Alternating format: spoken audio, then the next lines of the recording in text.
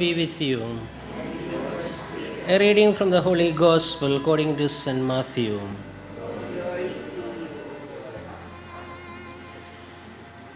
Jesus said his disciples, "You have learned how it was said, 'You must not commit adultery.' But I say this to you, if a man looks at a woman lustfully, he has already committed adultery with her in his heart. If your right eye should cause you to sin, tear it out and throw it away, for it will do you less harm to lose one part of you than to have your whole body thrown into hell. And if your right hand should cause you to sin, cut it off and throw it away, for it will do you less harm to lose one part of you than to have your whole body to go to hell. It has also been said, anyone who divorces his wife must give her a writ of dismissal. But I say this to you, everyone who divorces his wife, except for the cause of fornication, makes her an adulteress, and anyone who marries a divorced woman commits adultery." The Gospel of the Lord.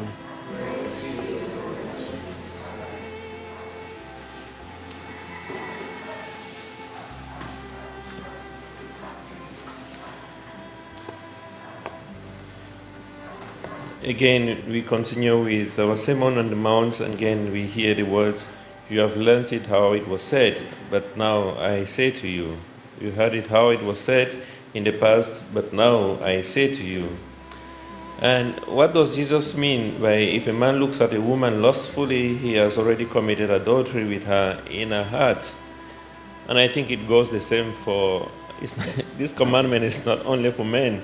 I think the other side as well. If women look at men lustfully, then they have committed adultery in their heart.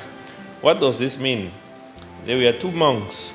It's a story about two monks, one called Frank and one called Mike. Mike was a very conservative monk. And they were on a journey going to another community to have a community experience. And they had to travel for many miles, and they had to cross rivers and climb mountains and all the things.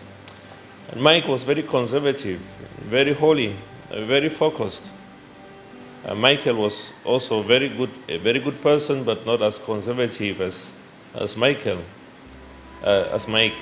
So on their way, as they were about to cross a river, they found a very beautiful girl who wanted to cross, but she could not because she was light and she was so scared of getting into the river. And Mike, who was very conservative, said, "No, we cannot help this girl. We are monks. We are not supposed actually to touch her because she is worldly, and we are all monks and holy. We have to spend a lot of time praying." And immediately Frank did not think about that at all. He immediately said to this girl, "Please climb on my back and I will cross over to the other side." And the girl was very happy to climb on the monk's back. And Mike was very scandalized by that. And he made it to the other side. And he helped the girl, and the girl was very appreciative. But Mike thought it was a big scandal. How will a monk carry a girl on his back? And then they all continued with the journey, Mike and Frank. And when they arrived home, then Mike brought up the whole topic again. And he said, why did you decide to carry that girl? Don't you know we are monks? Don't you know that? And don't you know that you can lead you to temptation and all those things? And Frank gave a very good reply to Mike. He said, "I crossed with her and I left her there, but you have carried her up to this point. Okay? You have carried this girl in your mind from the time I left her to this point." So physically, Frank had carried this girl on the back for a very short distance, but Mike had carried this girl in her mind for a very long distance, for a very long time. And this is what this gospel is talking about. It's not about appreciating somebody, appreciating a girl who looks very beautiful, or a girl appreciating a man who looks beautiful. but keeping thoughts in our minds that can lead us into sin. Keeping it in your mind and trying to nurture it, because this is what the devil can do very well. Once you begin to keep it in your mind, he begins to nurture it, and he begins to make it to develop wings and begin to develop flesh and bones. And by the time you realize, thoughts begin to come into your mind that become lustful. It's not like you have to move in the street with your eyes blind because you don't want to look at a beautiful girl, or a girl moving the street blindfolded because you don't want to look at a handsome man. So it's about what we keep in our minds and how the devil can take an opportunity. And that is why Jesus continues to talk about other things. He says, if your eye would cause you to sin, pull it out. If your hands are going to cause you to sin, cut it off. And I think the point of it is to avoid every occasion that will lead you into sin.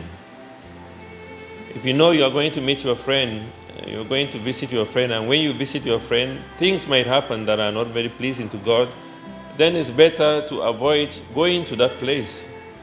If you know you're going to watch a movie and you're going to get lustful in your mind after you watch that movie, or you become violent in your mind after you watch that, then you don't watch it.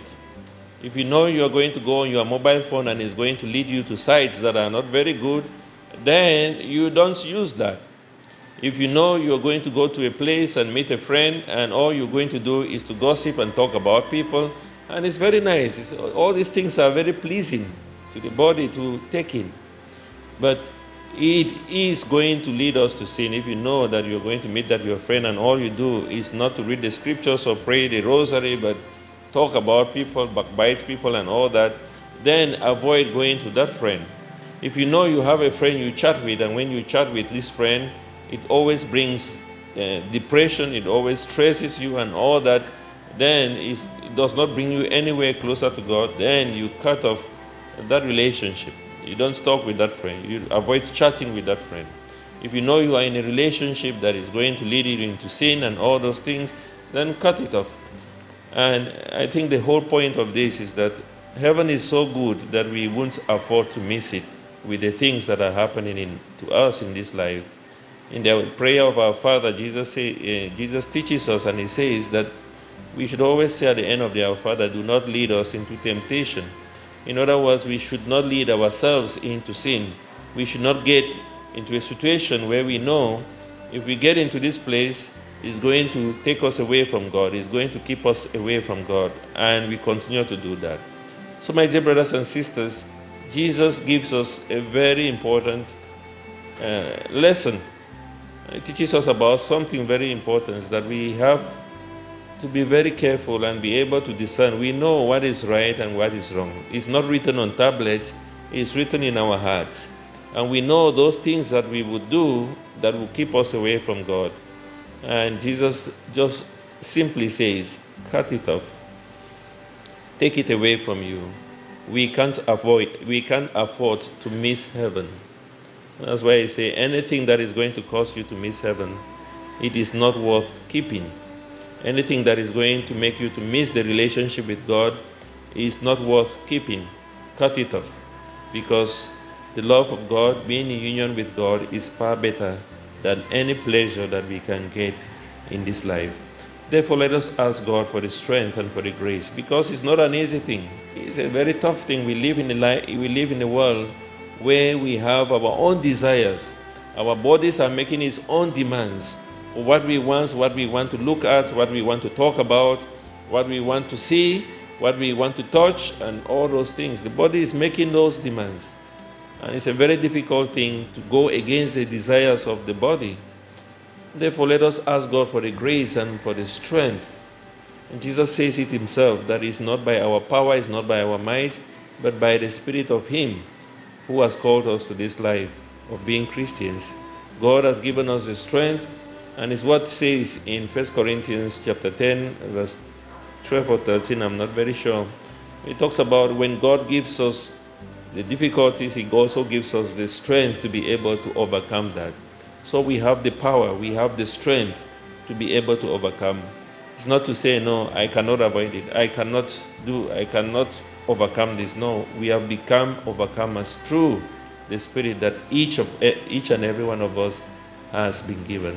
So, my dear brothers and sisters, let us continue to ask God for the grace and for the strength to remain always faithful to Him and to avoid every occasion that will lead us into sin. Thank you, Jesus.